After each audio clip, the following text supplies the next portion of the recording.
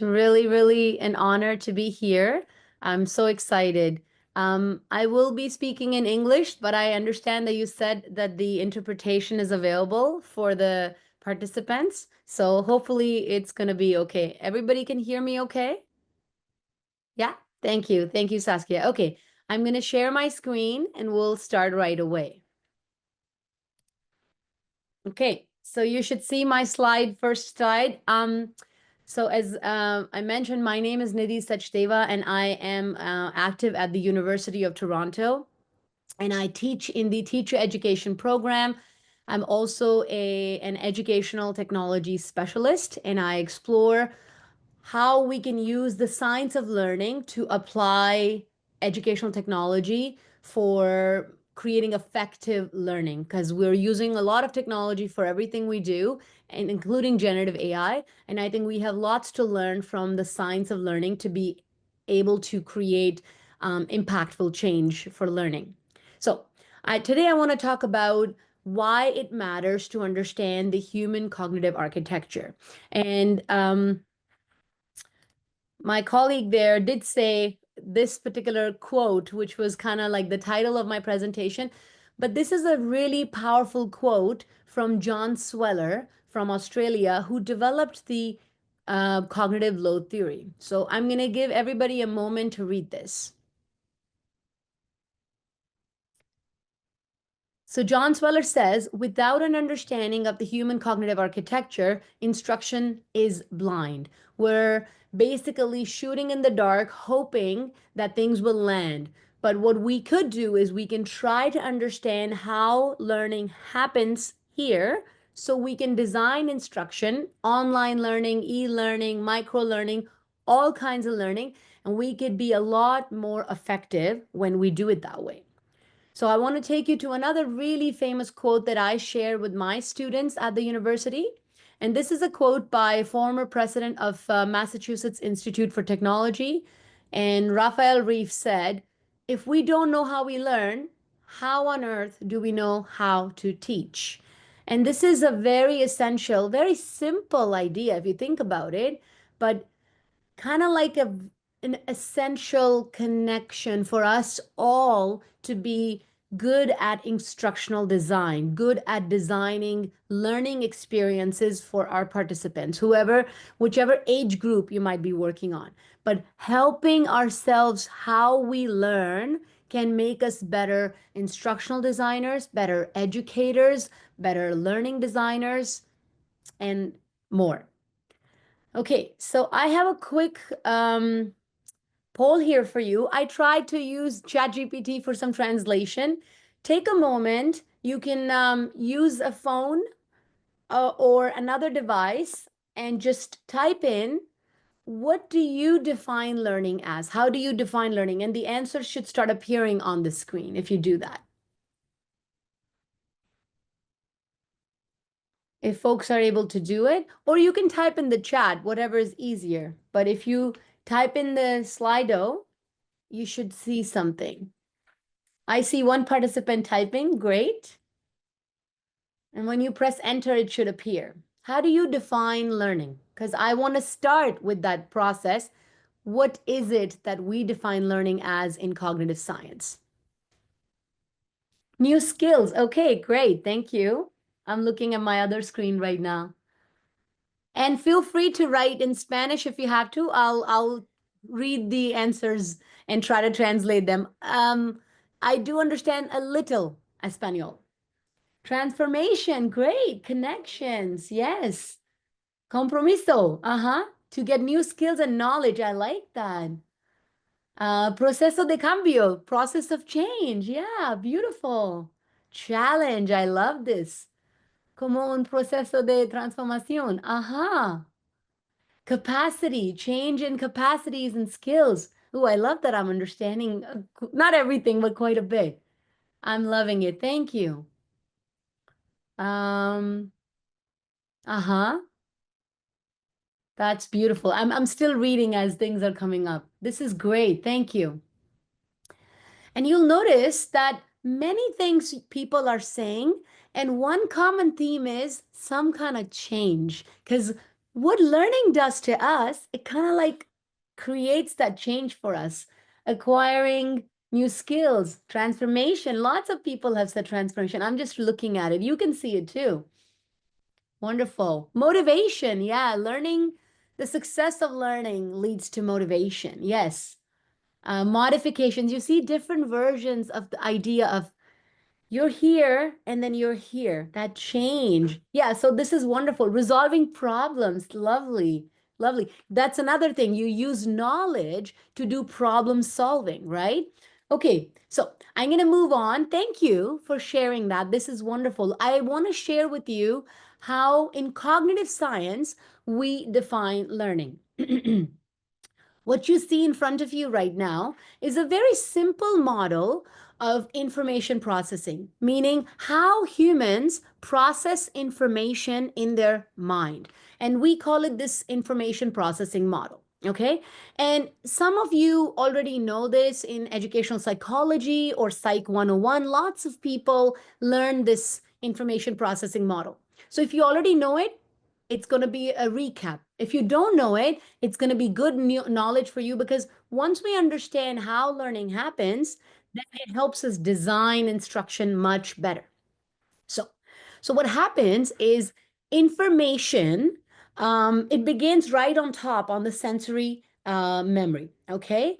And what happens is we receive information primarily through our senses, meaning through our visual senses and auditory, mostly. So primarily visual information and auditory information comes. Now, before new knowledge that we are looking over here can be stored in long-term memory in our brains, it must pass through the second stage, which is the working memory. So how that happens is it needs to first enter here. Okay. Now, we need to understand a few things about working memory. Okay. Working memory, another popular term for working memory is short-term memory, but working memory is the more scientific and appropriate term for it. Our working memory is very limited in capacity. It's what we're conscious of at any given time. Research suggests that we can only hold 4 to 7 chunks of information in our working memory at any given time. So for example, if I give you a list of 3 random numbers, maybe you can remember them, maybe 4 also. But if I give you a long list of 20 numbers, then it would be very hard for you to remember them all, right? Because you can only keep a certain amount in your working memory, okay? So working memory is limited. So in many ways, think about it as a bottleneck. It's a tight space through which not much information can pass. So there are limits to the speeds at which students can take in or learners can take in knowledge and process it. Okay. Now, let's say we manage to get something in our working memory when people are learning. This new knowledge, the green squares, must go to the long-term memory. Okay, so this is the final step and involves a bit of a deliberate effort on the part of the learner. Whoever is doing the learning, they have to make a conscious effort to store this knowledge. In cognitive science, we say encode this knowledge to with our long-term memory.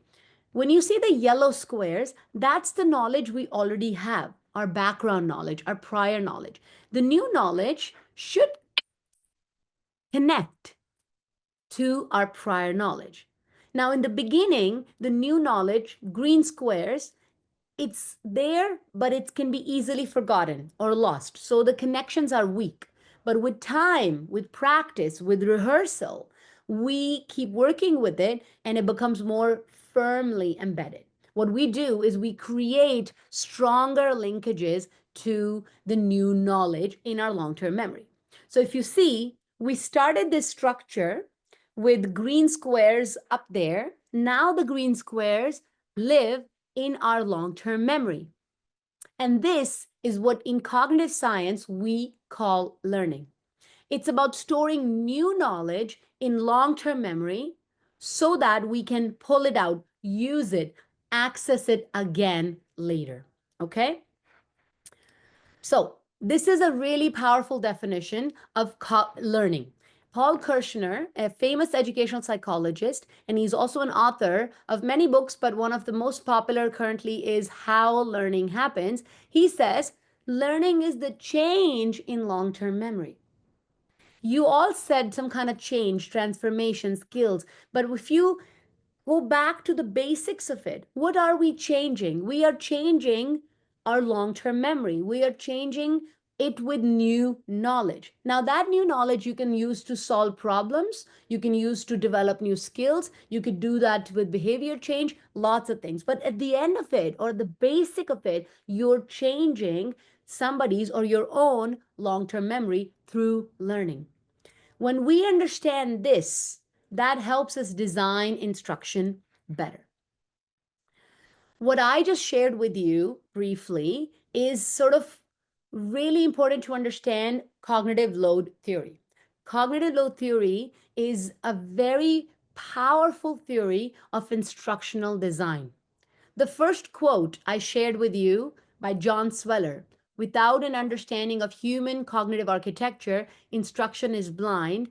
John Sweller developed the cognitive load theory as a theory of instructional design. So it's very useful for us to be in this space to know what this theory is. So going back to the structure, cognitive load theory specifically deals with working memory and the limitations of working memory. It's important to remember that our working memory is limited in time and capacity, meaning we cannot remember too long in working memory and we cannot keep too much in working memory. So time and amount both matter, okay? So again, the idea is if I ask you to memorize 20 numbers, too much capacity is needed and working memory doesn't have it. It gets overloaded really fast. It's almost like a bottleneck, right? This is a famous street in Toronto. I have to drive on the street, so I'm taking a picture of that. It's really a bottleneck. You're coming fast, fast, fast, fast, fast, and all of a sudden you get stuck. That's really working memory is. Lots of information is coming and it gets blocked, right? So working memory is very important for us instructional designers to think about because this is not something that some people have and some people don't. Everybody has this limitations. Humans have this limitation. So that helps us understand what is cognitive load. So working memory is our mental workspace. Think about it as your desk. If it's clean, if it has space, you can use it better. But if it's messy, then it's already overcrowded and new load can make it tricky. So what is cognitive load? A load on our mind. It is required to process information. When I'm saying something to you, your working memory is working right now. You're performing tasks, you're making meaning, you're solving problems, and all this to learn a new concept. So this places a very heavy demand on our working memory. Cognitive load is always going to be there when you learn something new. I'm telling you something, you're going to always have this cognitive load if it's something new. Research says, John Sweller says, there are two different kinds of cognitive load. One is called intrinsic, one is extraneous. One we cannot avoid, one we can avoid, but one we can minimize a little bit and optimize. Let me tell you about both of them. So the intrinsic load is how difficult what you're learning is. You know, if I was teaching you a new concept, it's new. So it's naturally difficult. It's complex because you don't understand that yet. If I'm teaching you a new software, new tool to work with, new equation in math, whatever that might be, new platform, the load is going to be high because it's new for you, right? We cannot really avoid this, but we can plan instruction so that we can optimize it for the learner. The second kind of load is extraneous load. Extraneous load is everything that is unnecessary and does not contribute to learning. So you can think about things like poor visuals, unnecessary sort of GIFs sometimes. They are fun, but sometimes they take away from learning. Things that look maybe pretty, but do not contribute to learning. So as instructional designers, our job should be to lower extraneous load. One thing to remember is extraneous load is not just from visuals. Extraneous load can also be just really poor design, complicated steps for people to get to their learning. So if you create an e-learning module, how easy it is for your learners to reach it. Do they have to create lots of accounts and they get lost in their learning management system, or is it straightforward? Because every step is increasing the extraneous load and putting pressure on the working memory. And our job is to remember to lower the load on the working memory because it's already going to be overloaded with intrinsic load because that's new knowledge. If we don't pay attention to intrinsic load and extraneous load, then this is what's going to happen. People will not understand what they are learning. Okay, time for one more real quick poll.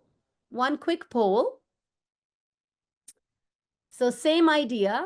Try to choose your answer. I tried to translate in Spanish. I hope it's okay. But what I want you to think about is, are you intentional about cognitive load experienced by learners when you design instruction? So I'm looking at my other screen. I'll give people a few minutes to participate.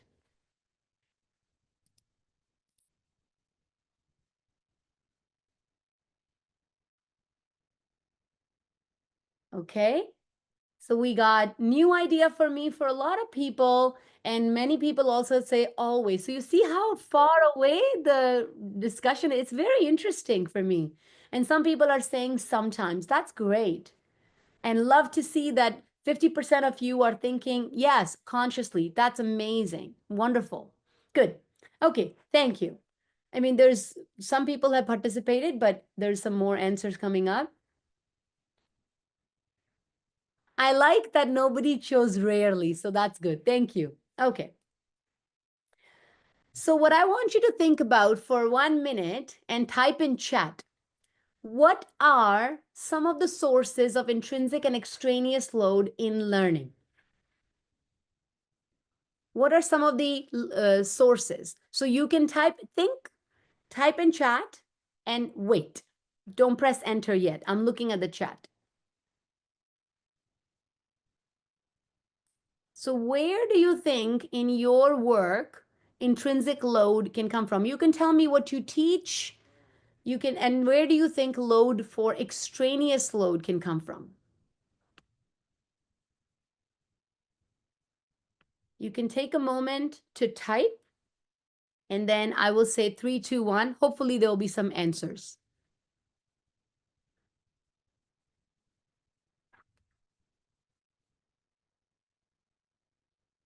Okay, if you have answers, 3, 2, 1, waterfall, you can press. Continuous changes. Thank you, Saskia. Yes, presentations can be very, sometimes I sit through presentations that are very, very overloading and I'm thinking, okay. Oh, motivation is a really big challenge. I know. How do you get people motivated? The secret to motivation is get them to feel successful. Okay, yeah. I'm looking at the ones that are written in Spanish as well. Wonderful. Thank you. Some of it I understand, so I'm just thinking. Oh, good. Okay, somebody wrote a really great example from Guatemala City. Yes. Yes, the tempo, exactly. Cultural changes, absolutely. All of that would really add to a lot of load on learners. And that happens for us here too in Canada. We have lots of English speakers of as a second language, and they can feel the load very, very much. Feel free to keep adding. I will continue in the interest of time. Thank you for sharing that. Thinking is a really, really powerful thing. The more you will think about the sources of cognitive load, the better you will mitigate those sources and the better instructional design you will create. So and the better your learners will learn. So I have just a couple more small things to tell you about. One, design principles. So let's say we're saying, okay, cognitive load is really high. What are some of the simple things, Nidhi, we can do to make better learning? Well, I would like to share some design principles. One of a very simple thing you could do is chunk content. There is lots of research that shows that rather than dumping all the content on the learner like a buffet, you organize it. But you have to think about the sequence. You need to know your content really well, but you also need to remember the challenges of your learners, right? So chunking, working memory loves chunking. Absolutely, because it kind of like connects the dots with something that it already has in long-term memory. And that's how we memorize the information. New knowledge is memorized in chunks, ideally, not separate. Logical sequence is the other one. Thinking about what is it that you want to do and what's the change you want to create and how am I going to get through that? It's like planning a trip, right? And you want to be logical about it. You don't want to like jump all over the place, because if you're jumping, then your learner cannot jump because they don't know. You already know the content, but they don't. You want to optimize prior knowledge. Prior knowledge that already lives in our brain, in your learner's brain, is the biggest asset you have. So by optimizing, I often say, if it is missing, you provide it. Make sure that your learners have that because new knowledge is dependent on it. And if it is available, make sure you activate it. You can activate by giving a quick recap, by doing a review, by providing bullet points. Last session, we did this, this, this, and today's session building upon that. So activating the right prior knowledge is an essential step. And absolutely minimize distraction. Sometimes, in the interest of making something very pretty and very decorative, we end up making it very confusing for the learner. You know, those extra bulbs or extra brain images, I don't know, things like that. You want to ask yourself a question. Is this visual going to help with learning, or is this visual going to distract? Sometimes they are necessary. If you're teaching somebody about the heart, having a visual of the heart and different parts will help. But if you're just having it as a decoration, I think it may be time to think about maybe skipping it, right? So minimize distraction because it takes up space, precious space from our working memory. Using modeling or worked examples, demonstrations is very, very useful in learning. When you show someone how it's done, then they can follow through that step. And at that example in front of them will help them do their own task because it decreases load on working memory. This is why we can follow YouTube videos while making a new recipe, because we're not having to remember the recipe. It's in front of us as a worked example. So it decreases the load on working memory, making our learning better. And the more number of times they do it, the less example they will need. Okay, so modeling and worked examples should be embedded as a part of the instructional design. And the last one I want to mention here is leveraging multimedia. I have a very short time to present this piece, so I'm not able to go over all of this, but I recommend reading about Richard Mayer's work. I'll type in the chat in a second. He developed something called multimedia design principles. They're really, really powerful principles that tell us how we should be designing videos. Should we have a talking head? Should we not have a talking head? Or how should we be using subtitles? Like very practical, research-based, experimented design principles. And what we want to do is use multimedia in a way that helps learning, but not distracts learning. And the good news is we have lots of research on that. Unfortunately, today's session, I can't go over all of those because he's got so many principles, but I recommend getting more deeper. He developed these principles using cognitive load theory also, Richard Mayer, and they're very, very practical. I use them all the time in my design, and they kind of provide me very useful guidance. And last but not the least, if you're interested to learn more, I have a Substack, a newsletter called The Science of Learning. It's free to subscribe. You can scan the QR code. I'll also put the link in the chat for you all. You can subscribe to it. I write it with my colleague, Jim Hewitt, whose picture you see on the screen. And on the other side, it's me. And please do take the QR code and subscribe to the Science of Learning. If you want to continue learning, there's many sources. My newsletter, absolutely free, is the other one. And here's a interesting thing. I'll wait a second for everybody to do this. Okay. And I'll put the link in the chat also. Okay. And last but not the least, I know as instruction designers, you're getting a lot of advice from subject matter experts, your SMEs, as we call them, subject matter experts, SMEs. And they're saying, we need this, we need this, we need this. And if we don't actually pay attention, then we may end up with something like this. We don't want instructional design like this kind. We have a very important role to play in our instructional design, okay? So the role is, you are not just a content creator. You're a learning designer, but there is bigger things you need to do. And those are, I'm going to put them all on the screen for us to look at. You have the responsibility to learn about the science of learning. Without that, we're just shooting in the dark. You are an advocate. So you have to tell your subject matter experts that this cannot work here because the evidence shows otherwise. You are a manager of cognitive load for your learner. You are the translator of complexity. An idea is very complex, but you're making it simple for your learner to understand. Cognitive load theory can be complex. I am making an attempt, a small attempt to explain it to you all. You are a partner in collaboration and buy-in, meaning you are working with so many people. You are working with the subject matter experts who are giving you the content, but you're working with your learner and so many other people. And you are also evaluating, did we achieve learning? Did we achieve the change in long-term memory that can lead to the rest of the transformation that we want learning to achieve? And of course, you're a designer of learner-centered experiences. That doesn't mean that the learner decides always. That means that you're thinking that this will benefit my learner or not.